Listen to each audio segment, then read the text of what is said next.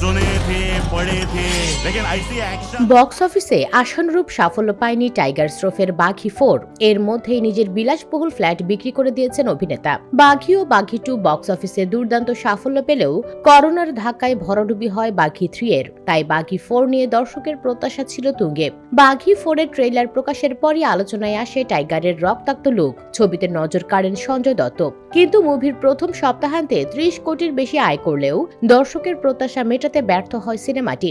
একদিকে সিনেমার ব্যর্থতা, অন্যদিকে আলোচনায় টাইগারের ফ্ল্যাট বিক্রির খবর। মুম্বাইয়ের রুস্তমজি প্যারামাউন্টের 22 তলায় প্রায় 2000 বর্গফুটের বিলাসবহুল ফ্ল্যাটটি তিনি কিনেছিলেন 2018 সালে। সে সময় তার খরচ হয়েছিল 11 কোটির বেশি। বিক্রির সময় ফ্ল্যাটটির দাম ধরা হয়েছে 15 কোটির কিছুটা বেশি। সিনেমা ফ্লপ হলেও আধুনিক সুবিধায় সম্পন্ন ফ্ল্যাটটি প্রায় 31% লাভে বিক্রি করেছেন অভিনেতা। বাঘি 4 হতাশ করলেও থেমে নেই টাইগারের ক্যারিয়ার। হাতে আছে বিগ বাজেটের আরো দুটি ছবি। সেগুলো কি পারবে বাঘি 4 এর ব্যর্থতা ভুলিয়ে দিতে? এখন সেটি দেখার অপেক্ষা।